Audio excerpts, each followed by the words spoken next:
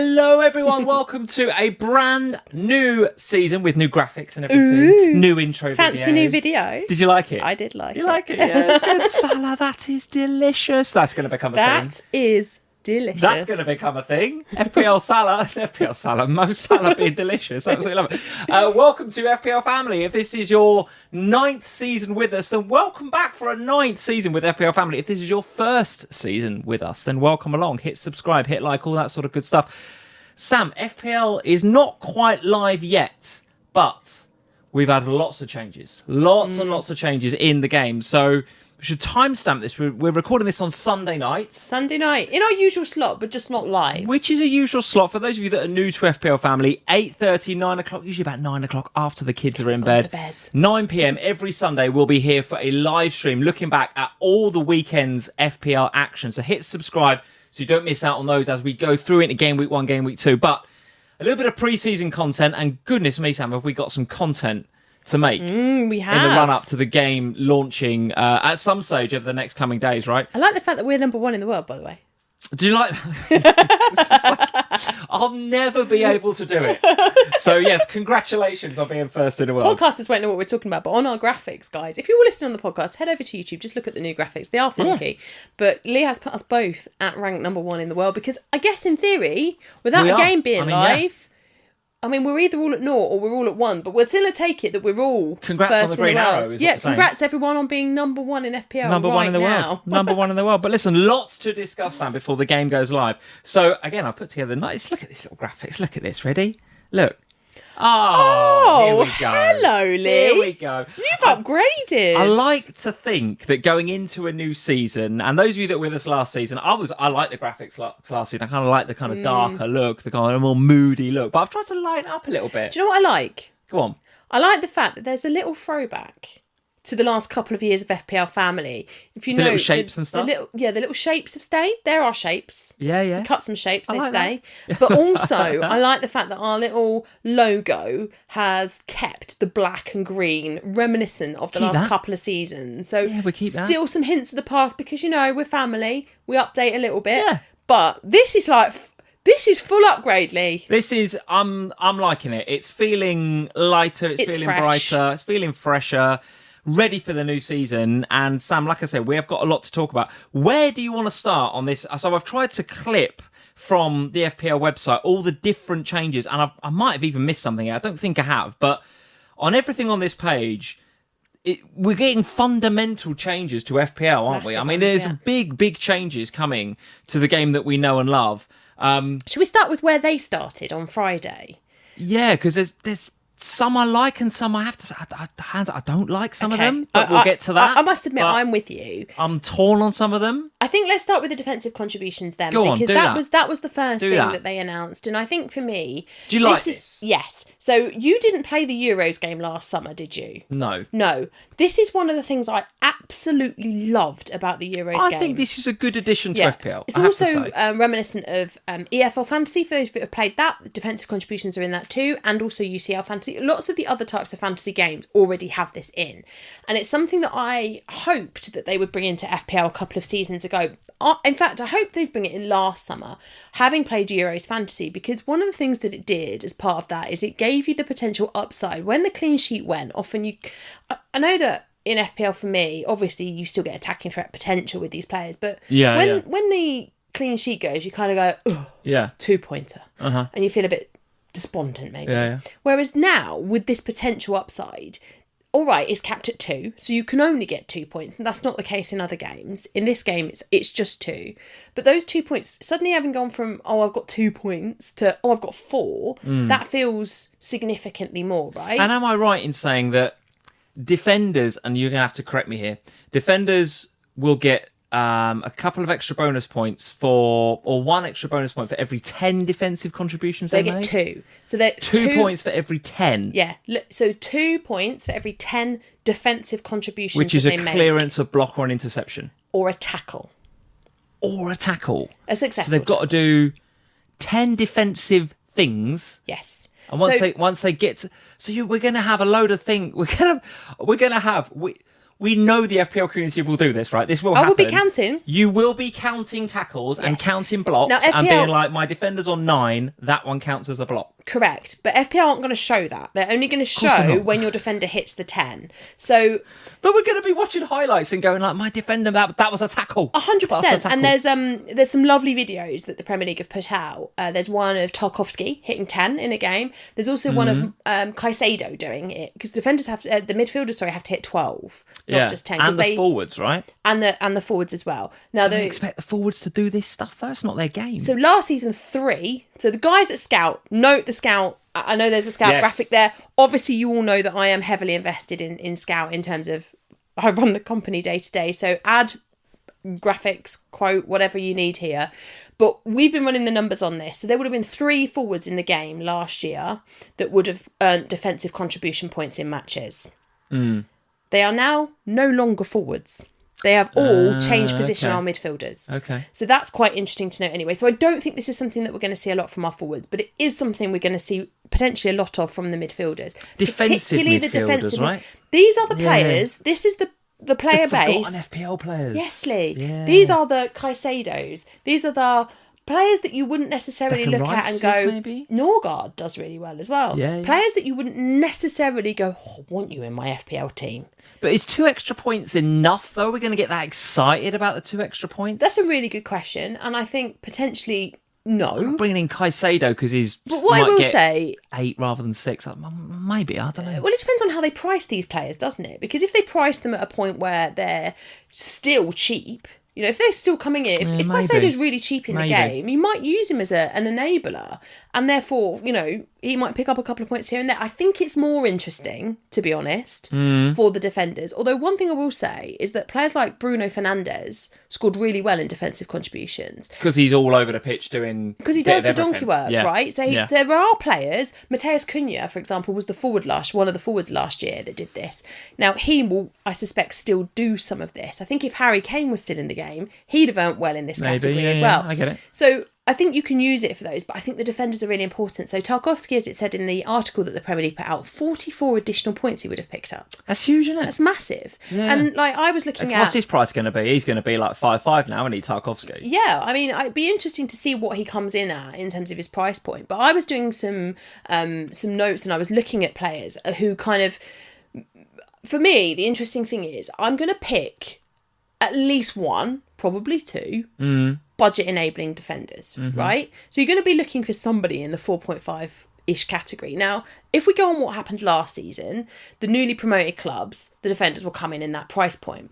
So last year we went for Leif Davis. He did all right. I think he got 52 points over the course of the season.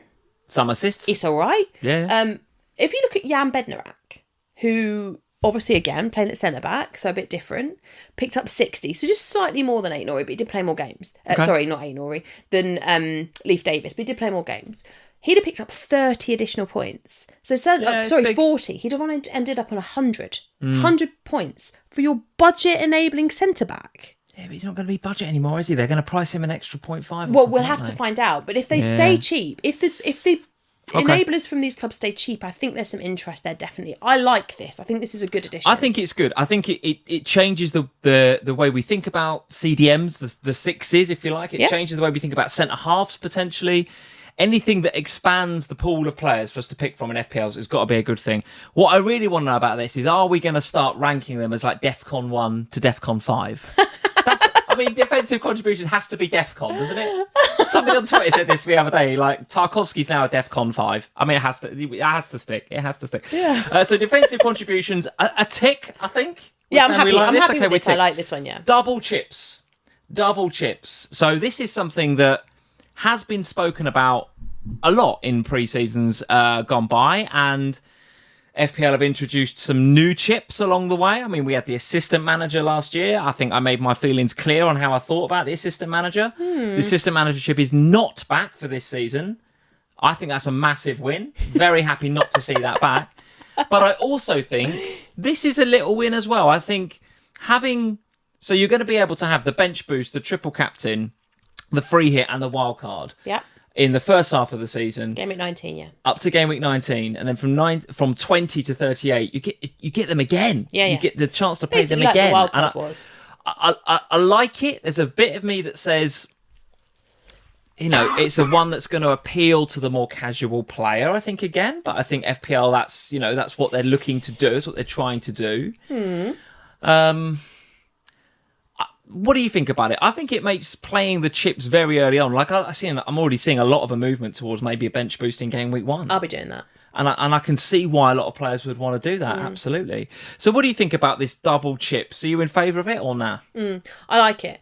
I think when you think about it over the course of last season, by adding 3 additional chips to the game and taking out the assistant manager, you're still playing chips in exactly the same number of weeks that you did when the assistant manager was around. Yeah, okay. So there's not more chips, as in there are, but actually in comparison to last season, it's the same number of game weeks that a chip will be active for you in.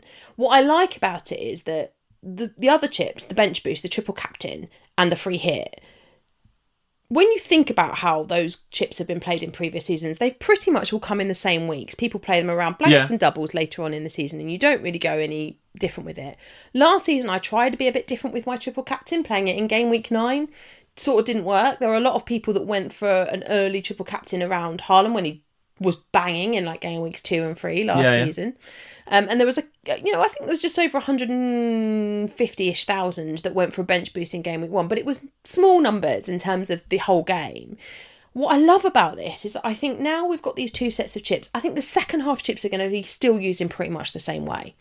But the first half chips, I think, will create a very different strategy. So I think you're going to have you're either going to be a bench boost game week 1 manager, and you're going to build a squad, or you're going to be I'm not bench boosting straight away, and you're going to build a team for game week 1. There are going to be lots of different strategies, aren't there? Because I think you're right. Second half of the season, and we saw this last year, a lot of FPL managers waiting for the double game weeks. This is a tried and tested thing for us in FPL, right? That those of us that take the game seriously, that's what we do. We're saving the chips for the doubles, and maybe the FA Cup replay moves a game or whatever. Right? That's how we play it. And for the second batch of chips in the season coming up, sure. It'd be the same, yeah. But you're right, for that game week 1 to, did you say 19? Yeah.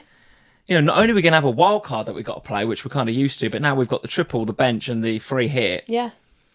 When are we going to be playing it? Because we're not probably going to get doubles and double game weeks. Very unless unlikely. Something changes. Yeah, I mean, my original thought when they did this was, that's nice. I'll use my free hit around the beginning of AFCON, because that starts in game week 16. So I was thinking in the back of my head, well, if I use my free hit around game week 16, 17, I might be able to get myself through a bit of AFCON before, and if these players then go out early, I might not need to use so many transfers. Yeah. Then we got another announcement by the Premier League about these additional transfers for AFCON. Now, I love the chip thing. I'm here for it. I love the defensive contributions thing. I'm here for it. AFCON. What are we saying about this extra transfers for AFCON? What are we saying? Okay, shall I be honest?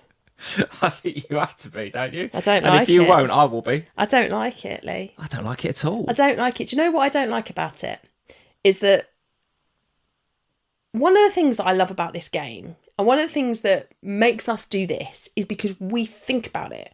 We live, breathe, planning eat, ahead. sleep. Yeah. We plan. We think about. If Dave from accounts at my work is not aware of the AFCON, and he's got 3 players.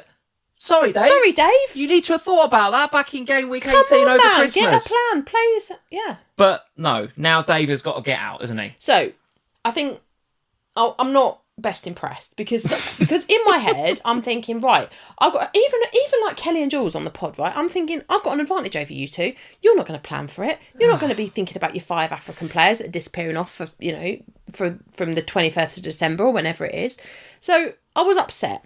Now, the only thing that's maybe sort of come back a little bit from it is I think there's still a strategy game to it, because in reality it's up to 5 transfers, right? Yeah. So if you're Dave from accounts, sorry Dave, if you are actually a Dave from accounts, I'm sorry. From Dave. But if we just take him as an example. If you're Dave from accounts, you might not really know what you're doing. You might not really understand the transfers thing. You might be going into game week 16 with 4 transfers in the bank.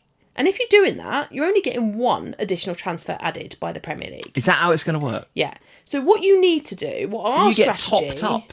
you get top. That's exactly right. Right. You're topped up. You're not given 5. So if you've got 5 in the bank, you don't get 10. You're topped up to 5. Oh, so going okay. into game week 15, you have to use every transfer so that you get the most benefit going into game week 16. If you go into it with 4, they're only going to give you 1 extra. Right. So you can gain Okay. 4 transfer advantage effectively here because you're getting 1 anyway. Going into game week 16, they give you that one every week. So it's really 4 additional transfers.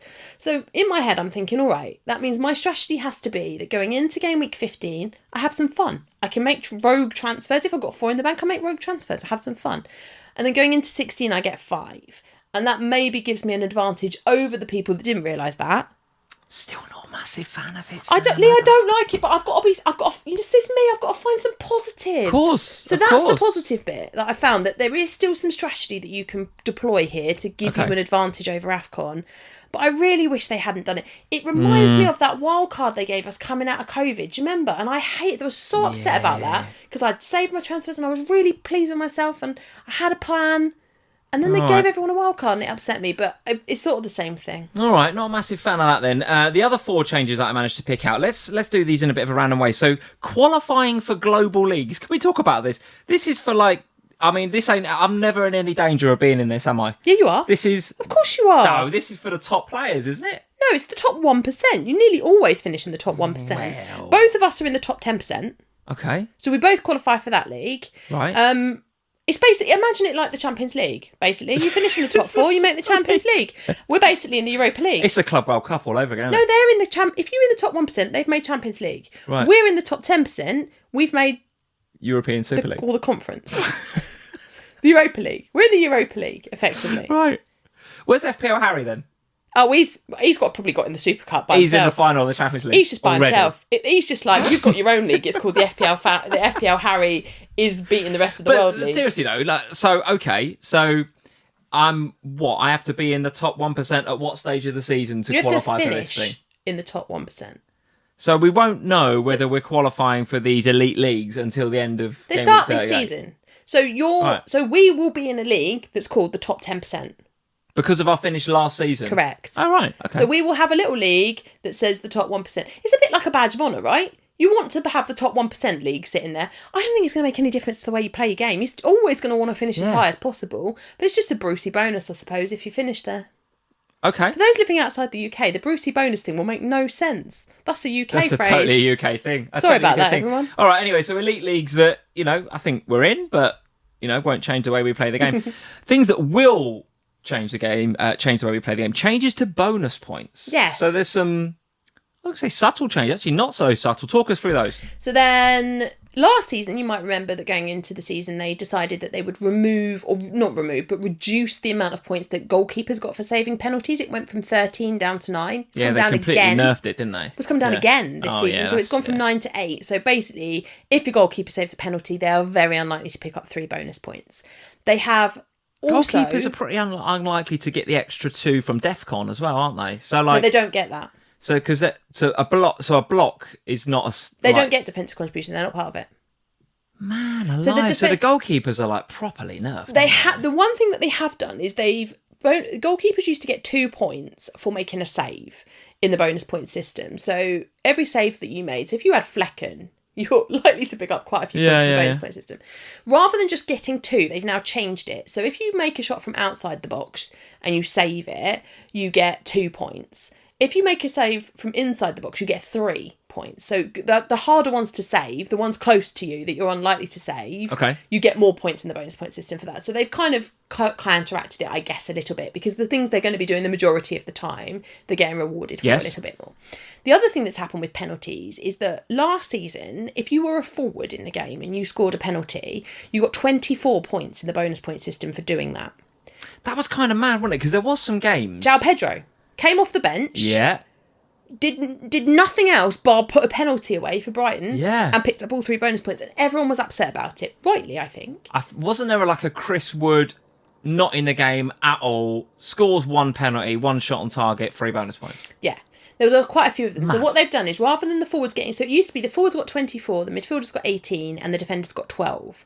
Now, if you score a penalty, regardless of where on the pitch you play, you get 12 points in the bonus point system. Ooh, okay, So that's okay. That's if you more score a interesting, isn't it? penalty, you are highly unlikely to pick up bonus points, particularly the maximum bonus points, unless you also do something else in that game. So if you get a goal and a penalty, or a penalty and an assist, or a penalty and some defensive contributions, then you are likely to get something in the bonus points, but you're unlikely to get it just by scoring a penalty. Because the reality is, in those games that are like 1-0, the defenders have probably had a great game. They've probably made some blocks, clearances, picked up some defensive points. They've got their clean sheets. They're probably the ones that deserve it. VAR's dropped a dodgy one, basically. And then there's been a penalty given, and suddenly those defenders who were getting even in your team, like your defenders were getting their bonus points. Oh, you've come on, scored a pen, now you're getting it. And it seems really unfair, right? So that is something that I think is going to benefit the game. There's some other changes in the bonus point system as well, but I think that's the main one. Yes, okay. I don't think it's going to affect the way we play the game. You're still going to pick the penalty takers because you pick them because they're going to score a penalty, not because they're going to get 3 bonus points on the back of it. Yeah. The other one that's quite good is that they have increased if you make a goal line clearance, it's increased massively now. So, like Mickey van der Ven in the Europa League final, do you remember we won that? Yeah. Do you remember that, everyone? So I think I might have heard. So when Mickey van der Ven made that clearance... I was thinking more Murillo. There was one... Didn't Murillo... I don't remember that. I remember Mickey van der Ven. So remember when Mickey van der Ven made that goal line clearance? If that had been a totally different competition. If that had been a Premier League game, he would have almost certainly got all 3 bonus points because he kept a clean sheet and made that goal line clearance. Okay. So and it's deserved because he would have. All right. Any more changes to bonus? Any more significant changes? There's not any other significant ones that I think we need to so go. There are others, but pen takers nerfed a little. Goalkeepers saving pens nerfed, but a little bit. But they're getting better for better shots inside. Yeah. All right, then. What about the positional changes? Then a few positional changes of note. Rest in peace, Jarrod Bowen. I feel like they've just killed him off. Well, it's a bit of a shame, that one, because Bowen reclassified from midfielder to forward. But some other players going the other way. So Marmoush going the other way, as far as I'm aware. Yeah. What other and Cunha as well going from a forward to a midfielder, even though I expect him to play in quite advanced areas of Manchester United. So what do you make of these changes, and was there any sort of standout ones? Miles Lewis-Skelly going to a midfielder as well was kind of interesting. Bit of a shame not to see him as a defender. No, going to a defender. Oh, of course, he's gone the other way, hasn't he? Okay, that's good. Yeah.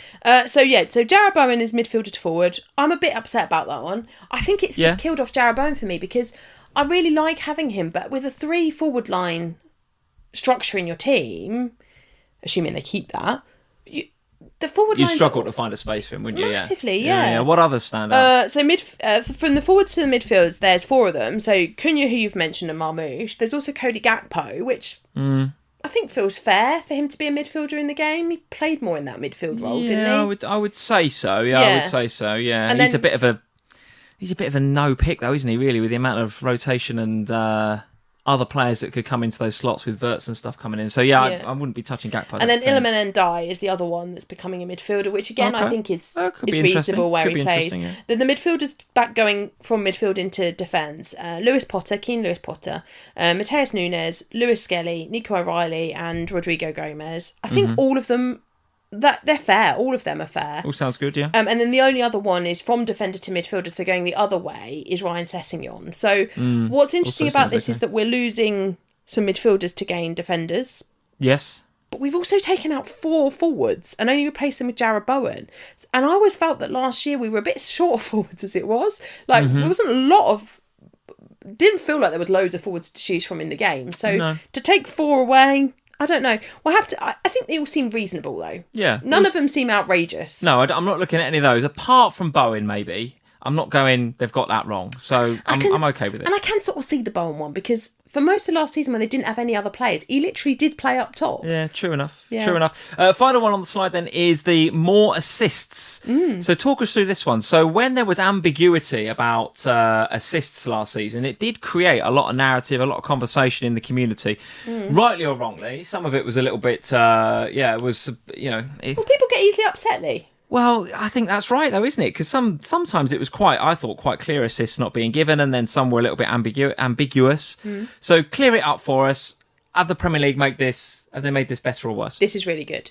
This one I think is really good because last season there were 41 occasions where assists were not given, mostly through the intended target rule, but also through the deliberate handball rule. Yes. Now, both of these things are irritants to FPL managers because often, and in the case of, I remember it particularly vividly with Omar Marmoush, putting a ball across, it wasn't intended to go to Bernardo Silva. I think it was aimed at Haaland, but I couldn't be certain of that. I remember it, yeah.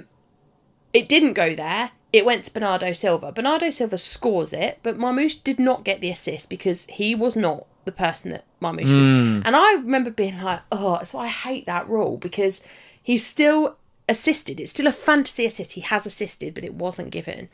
Under the new rules, he would be given that assist. Now, the one thing I would say, Scout has done some incredible work already on this. So we've got some new stuff that's being written and some new articles and some new areas being built into the members area. So if you aren't a member already, go and have a look at joining up. It's 47% off at the minute. It's the cheapest it's ever going to be. Yeah, so now's the time. And there's a link in our description. Yep.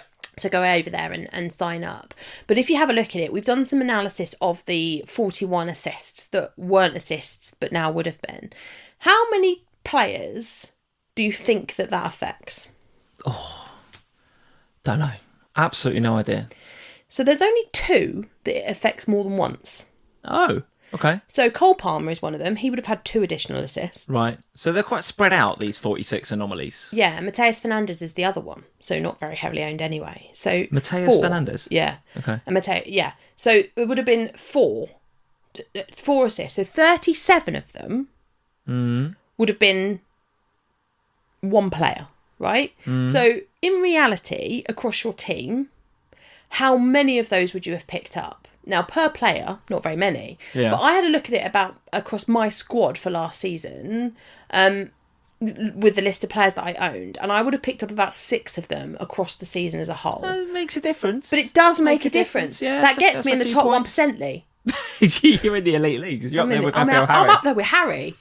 So, I think that's the thing, isn't it? Like, in reality, you look at it and go, 41 assists. When you break it down, you go, I wouldn't have been that affected. Yeah, when you then break it down again a little bit further, you go, well, across the season, actually, I would have picked up 6 or 7 or 8 of those. That's quite a lot. So I think it's really good. It also means that if your player, if there's a deliberate handball in the box, your player's the one that's kicked the ball and it's been deliberately handballed. You wouldn't have got assist for that before, but now you will. Now you do. Okay. So all of these things I think is good. It just means more assists and therefore more points. That can only be good. Okay, well, very good. I think in general, I'm in favour of what they've been doing to the game. Happy. I think there's some changes in there that. Not AFCON. I think the AFCON one. Yeah, I'm not keen on I can see why they've done it though. I'm not keen on it. I think the casual player will like that though, and we have to be realistic about what the Premier League are trying to do, right? The Premier League are trying to make this game appeal to more players and to keep the players engaged on a more regular basis. We sit here as experts, and there's all your favourite content creators out there on YouTube and everywhere else.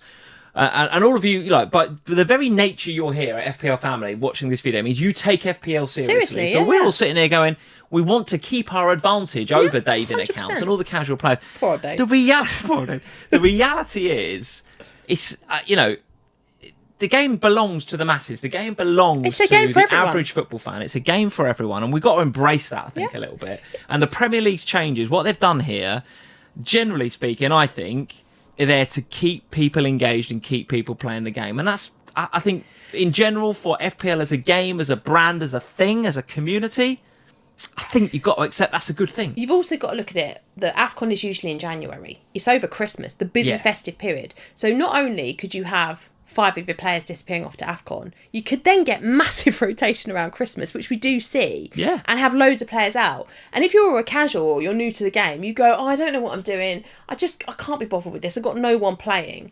So you can see why it makes sense, particularly because it's over Christmas.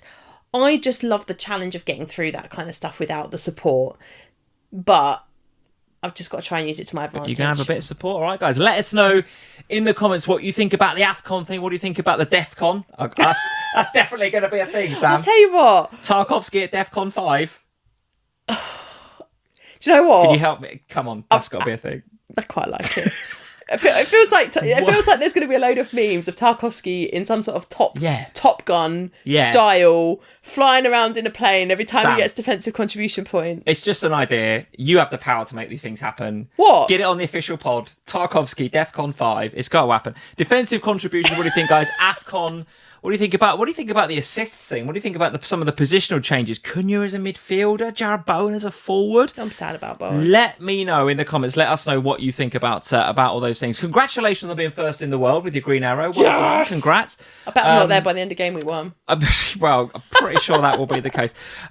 Good luck for all of you picking your teams over the coming days, weeks. You know, there'll be plenty of time to tinker between now and the start of the season. And your boy's starting us off. We're kicking us off. Liverpool versus Bournemouth kicking us off. Kirkes versus his old team at Fest. Are you looking forward to watching Liverpool with all the fantasy football fans at Fest? Yeah, sort of. Guys, if there's ever been a reason to buy fantasy football Fest tickets, it's to watch Liverpool with Lee, because he does find it a little bit stressful. Well, if Bournemouth go a goal up, it will be stressful. There's no doubt about it. No doubt about it. But guys, thank you for tuning in. If you're new to the channel, if this is your first ever time tuning into FPL Family, we're probably going to have a couple more videos between now and... In fact, I'm sure we're going to have a couple more videos. Once the game is live, you know we're coming back with the drafts and the beginning of the season. We're going to be doing first drafts, we're doing all that sort of stuff as well. Check us out on Twitter, Instagram, all that sort of stuff. We've revamped our Patreon as well, so patreon.com/FPL Family.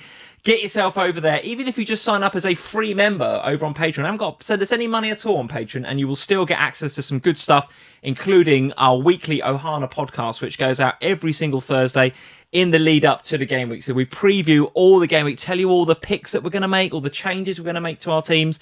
We do that exclusively on our Patreon podcast. The Ohana podcast goes out on a Thursday. That is now free and available to everybody. All you've got to do is just go and set an account up and just follow us, hit that follow button and become part of the Patreon community. You haven't got to send us any money, none of that stuff.